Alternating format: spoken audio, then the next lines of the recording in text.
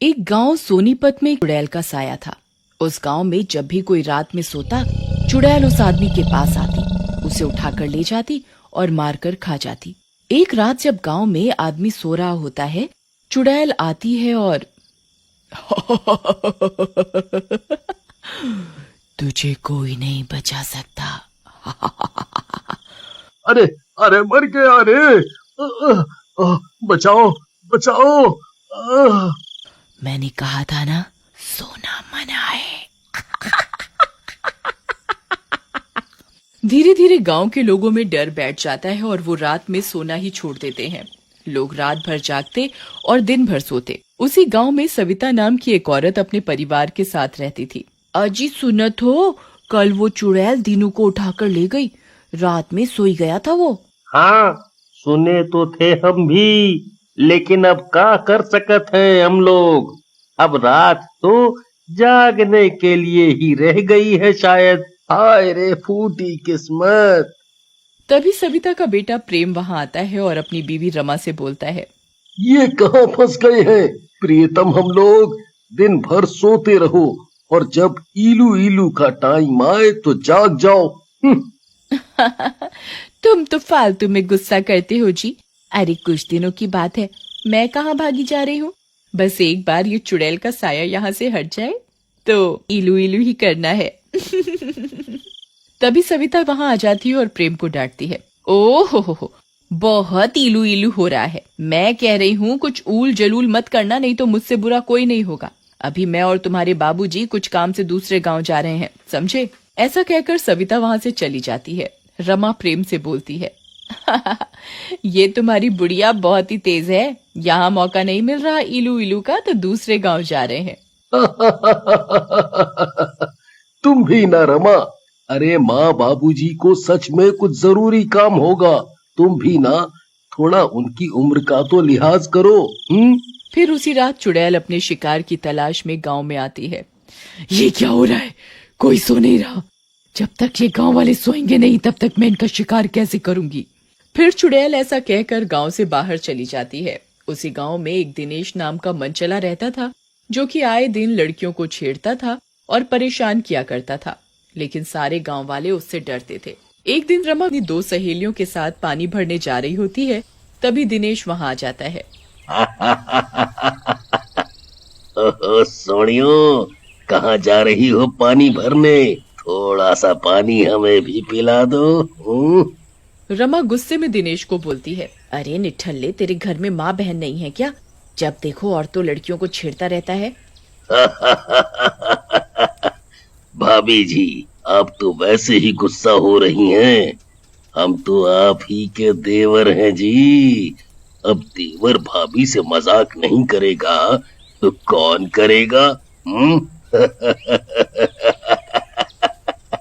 सब समझती हूँ मैं। किसी दिन गीली जूती से मारूंगी ना तुझे, तो सारी देवरगिरी और प्याज दोनों बुझ जाएगी। चल भाग यहाँ से, बड़ा आया मजाक करने। फिर रमा गुस्से में अपने घर आती है और प्रेम को सारी बात बताती है, जिसे सुनकर प्रेम डर जाता है और रमा को बोलता है, अरे रमा, तुम इन बातों पर ध्यान क्यों देती हो? ये आवारा गुंडे हैं। इनका तो ये रोज का काम है। क्या आदमी हो तुम, शर्म आती है तुम्हें थोड़ी सी? एक आदमी तुम्हारी बीवी को छेड़ रहा है और तुम मुझे ही उपदेश दे रहे हो। एक काम करो, तुम मेरी चूड़ियां पहन लो, मैं अपने आप देख लूंगी मुझे क्या करना है। फिर रमा दिनेश को अकेले ही सबक सिखाने की ठान लेती है और एक दिन दिनेश को अपने पास बुलाती है। ओ देवर जी, जरा बात तो सुनो। इधर आओ तो, इधर तो आओ, सुनो ना। अरे भाभी जी, आप बुलाओ और हम ना आए, ऐसा कैसे हो सकता है? बोलो, क्या बात है? ये लो, मैंने ये लड्डू बनाए हैं, खा लेना और दरवाजा खुला रखना। आज रात को मैं आऊंगी आपके पास। दिनेश खुशी के मारे फूला नहीं समाता और लड्डू लेकर घर आ जाता है और सारे लड्डू खा जाता है। लेकिन लड्डू खाते ही उसे नींद आने लगती है। अरे बाप रे, ये मुझे नींद क्यों आ रही है? मेरी आंखें क्यों बंद हो रही हैं? अरे अगर मैं सो गया तो ये चुड़ैल मुझे मार डालेगी। तभी लड्डुओं में नींद की दवा मिली होने के कारण दिनेश की आंख लग जाती है और वो सो जाता है। रात में चुड़ैल आती है। बहुत हिम्मत है इस आदमी में। सो रहा है? मुझे क्या, मेरा तो इंतजाम हो गया खाने का।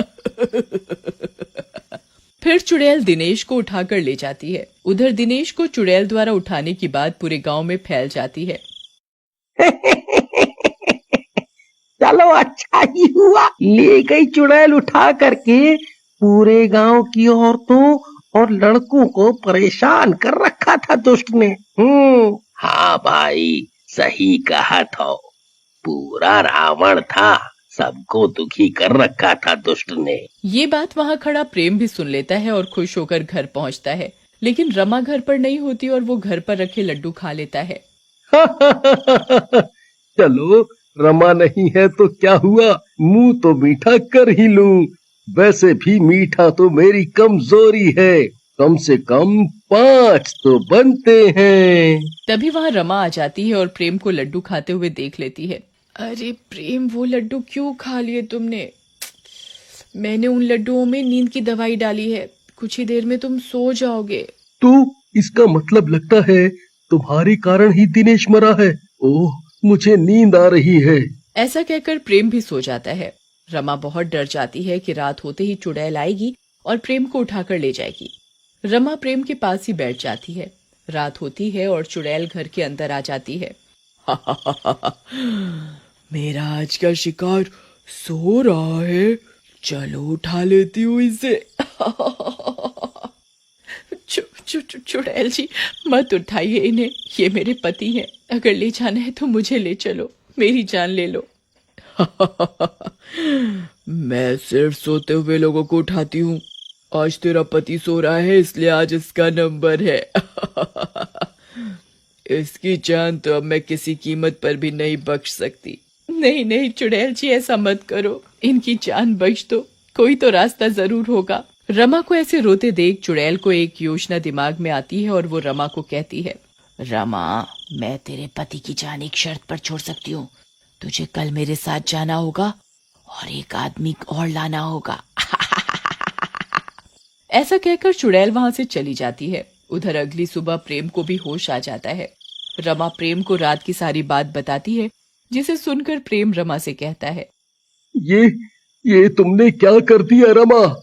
ले जा रही थी तो ले जाने देती मुझे, अब वो तुम्हारी जान भी ले लेगी। मेरे रहते प्रेम तुम्हें कोई छू भी नहीं सकता, ले जाने की बात तो बहुत दूर की है। फिर प्रेम घर से निकल जाता है और एक तांत्रिक बाबा से मिलता है और तांत्रिक बाबा को चुड़ैल की सारी बात बताता है। मैंने तुम्हारी सारी बात सुन ली है प्रेम बेटा।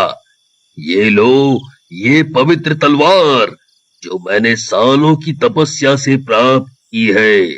जब वो चुड़ैल तुम्हारी बीवी को उठाने आए, तब तुम उसकी गर्दन काट देना और उसकी गर्दन पर गंगा जल छिड़क देना, वो मर जाएगी। लेकिन याद रहे, चुड़ैल के पैर जमीन पर नहीं छूने चाहिए। उसके बाद प्रेम और रमा घर के बाहर ही सोने की एक्टिंग करने लगते हैं। रात होते ही चुड़ैल वहां आती है और रमा को उठाती है। रमा, उठो और मेरे साथ चलो। अच्छा किया तुमने मेरी बात मान ली और अपने पति को भी साथ में ही ले लिया। अब तुम दोनों साथ में मरोगे। चुड़ैल जी, मैं मरना चाहूंगी, लेकिन मैं जमीन से 2 फुट ऊपर मरना चाहती हूँ, ताकि मैं मरने के बाद कह सकूं कि मेरी मौत हवा में हुई है। बोलो, क्या आप मेरी मदद करोगी? मैं तुम्हारी अंतिम इच्छा जरूर पूरी करूंगी। और तुझे ही क्या, तेरे पति को भी जमीन के ऊपर ही मारूंगी। तुम दोनों को कोई कमी महसूस ना होगी। लेकिन जैसे ही चुड़ैल प्रेम को उठाकर ऊपर उड़ती है। चुड़ैल, सोना मना है, लेकिन सोने की एक्टिंग करना थोड़े ही मना है। ये ले।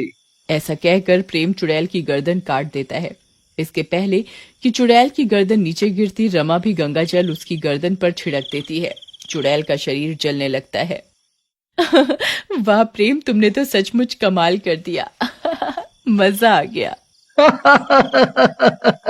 लेकिन एक बात है रमा, कुछ रातों तक अब सचमुच में सोना मना है।